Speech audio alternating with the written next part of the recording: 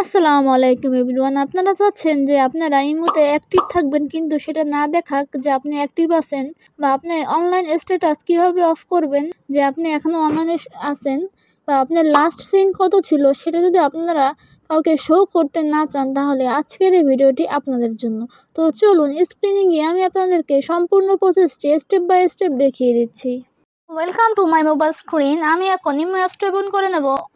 এই লোগোতে ক্লিক করব, সিকিউরিটি অ্যান্ড প্রাইভেসি এখানে ক্লিক করব, তারপর স্ক্রল করে নিচের দিকে চলে আসবো, online status and last seen এখানে ক্লিক করব। এরকম একটা ইন্টারফেস শো করছে, আপনারা দেখতে পাচ্ছেন এখানে 4টা অপশন আছে, এভরিওয়ান, মাই কন্ট্যাক্টস, কাস্টম, নোবডি। ঠিক আছে, আমি যদি এভরিওয়ানে দিয়ে রাখি তাহলে আমি কখন ইমো থেকে বের হয়েছি, আমি অনলাইনে আসছি কিনা সেটা সবাই দেখতে পাবে।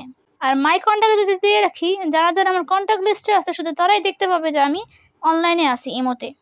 আর কাস্টম মানে হচ্ছে আপনি নিজে নির্ধারণ করতে পারবেন যে আপনি অনলাইনে আসেন, সেটা কে কে দেখতে পাবে। নোবডি মানে হচ্ছে আপনি অনলাইনে কখন আসলেন, অনলাইন থেকে কখন বের হয়ে গেলেন, কোনো কিছুই কেউ দেখতে পাবে না, আপনাকে অনলাইনেই দেখাবে না সোজা কথায়।